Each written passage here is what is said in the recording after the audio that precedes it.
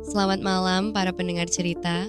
Apakah Anda pernah mendengar tentang cinta yang lahir dari luka, tentang penyesalan yang datang terlambat, dan hati yang hancur karena kesombongan sendiri? Malam ini saya akan membawa Anda pada sebuah kisah penuh liku, di mana harga diri menjadi duri tajam yang menyakiti, dan cinta sejati harus melewati ujian berat untuk bertahan. Cerita ini dimulai di sebuah sudut pasar sederhana, tempat aroma harum sate Madura menguar di udara, sebuah simbol kehidupan sederhana yang justru menyimpan rahasia besar. Di sana ada seorang polwan cantik bernama Kartika, seorang wanita karier dengan ego setinggi langit yang tanpa sadar melukai hati seorang pemuda sederhana bernama Arif, si tukang sate Madura. Namun, takdir selalu punya cara unik untuk membalas segala perbuatan manusia.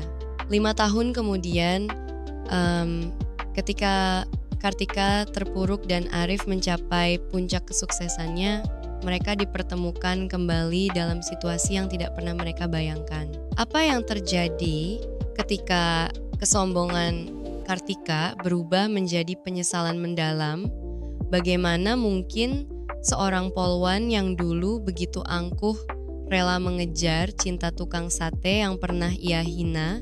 Dan mengapa akhirnya Kartika harus mengorbankan segalanya demi cinta itu, bahkan sampai rela hamil tanpa ikatan pernikahan?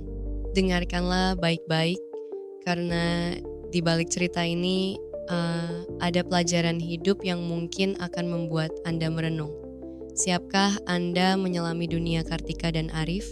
Jika iya, mari kita mulai petualangan emosional ini.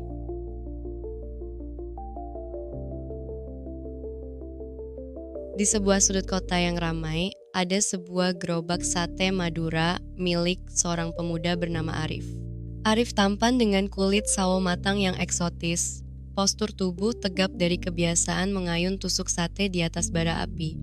Ia dikenal sebagai tukang sate paling enak di kawasan itu. Namun, ia tidak pernah menyangka bahwa hidupnya akan berubah karena seorang wanita.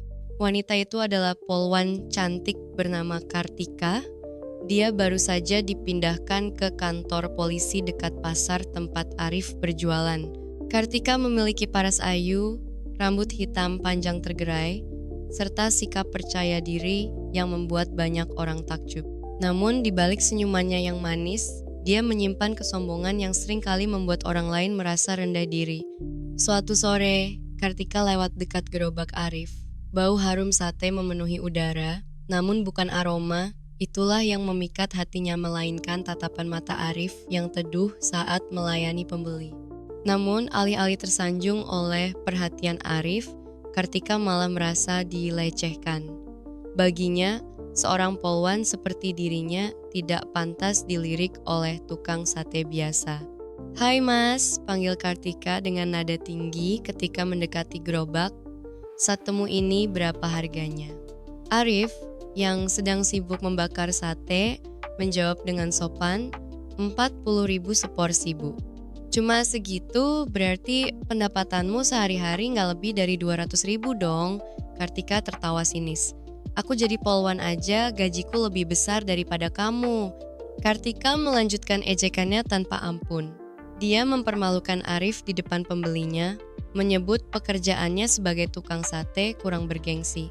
Arif hanya diam, menahan marah, tapi dalam hatinya, ia mulai menyimpan rasa benci pada Kartika. 5 tahun berlalu. Kehidupan Kartika tidak berjalan semulus yang ia bayangkan. Setelah beberapa kasus korupsi terbongkar di kantornya, reputasi Kartika mulai ternoda. Meskipun ia tak terlibat langsung, hubungan dekatnya dengan pelaku membuat karir kepolisiannya hancur. Akhirnya, ia dipindah tugaskan ke posisi administratif yang jauh dari sorotan publik. Di sisi lain, Arif telah sukses besar. Dari usaha saidnya yang sederhana, ia berhasil membuka restoran masakan Madura di pusat kota. Restorannya menjadi salah satu tempat favorit bagi para pejabat dan pengusaha lokal. Nama Arif kini disegani, sementara Kartika semakin tenggelam dalam penyesalan. Pada suatu hari, Kartika melewati restoran Arif secara kebetulan. Melihat foto besar Arif di spanduk promosi restoran tersebut, kenangan masa lalu kembali menghantuinya. Hatinya terasa remuk saat menyadari betapa salahnya ia dulu. Arif yang dulu dihinanya kini menjadi sosok sukses, sementara dirinya justru terpuruk. Dengan langkah ragu, Kartika memutuskan untuk masuk ke restoran Arif. Saat pertama kali bertemu lagi setelah 5 tahun, Arif masih tampak sama tenang, bersahaja, dan penuh pesona. Namun, kali ini ada aura kepercayaan diri yang lebih kuat darinya.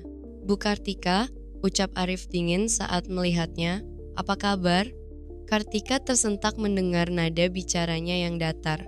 "Maaf, aku ingin minta maaf soal dulu," katanya pelan. "Aku tahu aku sudah salah." Arif tersenyum tipis. "Tidak apa-apa, Bu. Itu sudah lama sekali. Aku juga sudah melupakan semuanya." Namun, meskipun Arif berkata begitu, Kartika bisa merasakan ada sesuatu yang dingin dalam pandangannya. Ia tahu Arif belum sepenuhnya memaafkannya. Sejak itu, Kartika mulai sering datang ke restoran Arif. Awalnya hanya untuk makan siang, lalu lambat laun mereka mulai berbicara lebih banyak. Kartika mencoba mendekati Arif, berharap bisa menghapus kesalahannya di masa lalu. Namun, Arif tetap menjaga jarak. Ia tahu Kartika hanya merasa bersalah, bukan benar-benar peduli padanya. Namun, seiring waktu, Kartika mulai menyadari bahwa hatinya bergetar setiap kali melihat Arif. Ia jatuh cinta padanya. Cintanya kali ini bukan karena gengsi atau kebanggaan, melainkan karena rasa hormat sejati terhadap pria yang telah membuktikan kehebatannya. Suatu malam, setelah restoran tutup, Kartika menghampiri Arif yang sedang membersihkan dapur. Dengan air mata berlinang, ia berkata, "Arif, aku mencintaimu. Aku tahu aku tidak pantas mendapatkan cintamu, tapi aku ingin memperbaiki semuanya. Aku mau bersamamu." Arif menatapnya lama, kemudian berkata pelan, "Kartika, aku sudah lama melupakan dendamku padamu. Tapi apakah kamu benar-benar siap meninggalkan segala hal yang selama ini kamu junjung tinggi demi aku?" Kartika mengangguk mantap. "Ya, aku rela melakukan apapun untukmu." Arif akhirnya luluh. Mereka mulai menjalin hubungan rahasia, karena Kartika masih bekerja sebagai polwan dan khawatir jika hubungannya dengan Arif diketahui, reputasinya akan semakin buruk. Namun, nasib berkata lain. Beberapa bulan kemudian, Kartika sadar bahwa ia hamil. Anak Arif tumbuh di dalam rahimnya. Ketika ia memberitahu Arif, pria itu terkejut dan marah. "Kenapa kamu tidak menggunakan proteksi?" bentak Arif. "Aku tidak bisa menikahimu sekarang. Bisnisku sedang dalam tahap penting. Aku tidak bisa mengecewakan keluarga dan karyawan-karyawanku." Kartika menangis terseduh-seduh. "Aku rela, Arif.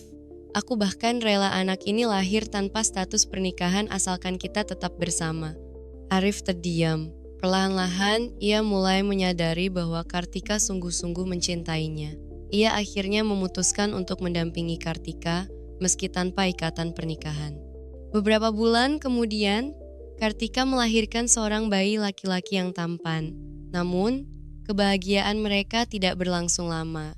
Restoran Arif mulai mengalami masalah finansial karena persaingan bisnis yang semakin ketat. Di sisi lain, Kartika harus menghadapi tekanan dari rekan-rekannya di kantor polisi yang mulai curiga tentang hubungannya dengan Arif. Puncaknya terjadi ketika Arif ditangkap karena tuduhan manipulasi pajak. Tuduhan itu diduga dilaporkan oleh musuh bisnisnya. Kartika mencoba membantu Arif dengan semua cara yang ia bisa, bahkan rela mengorbankan karier dan nama baiknya. Namun, sistem hukum tidak berpihak pada mereka. Di akhir cerita, Arif dipenjara, sementara Kartika harus membesarkan anaknya sendirian. Meski begitu, ia tetap tegar. Ia menjual rumahnya untuk membayar utang restoran dan memulai hidup baru sebagai pedagang sate keliling. Setiap malam, Kartika duduk di depan gerobak satenya, mengenang wajah Arif dan janji-janji mereka di masa lalu. Ia tahu bahwa cintanya kepada Arif tidak akan pernah pudar, meskipun takdir telah memisahkan mereka. 6 tahun kemudian, Arif dibebaskan dari penjara. Saat ia keluar, ia melihat Kartika dan anak mereka di depan gerobak sate. Wajah Kartika tampak lebih tua, tapi senyumnya masih sama seperti dulu. "Kartika," bisik Arif. Kartika memeluknya erat. "Selamat datang kembali Arif, kita masih punya sisa hidup untuk dibangun bersama." Mereka berdua tersenyum, menyadari bahwa meski hidup penuh lika-liku, cinta sejati tidak pernah mati.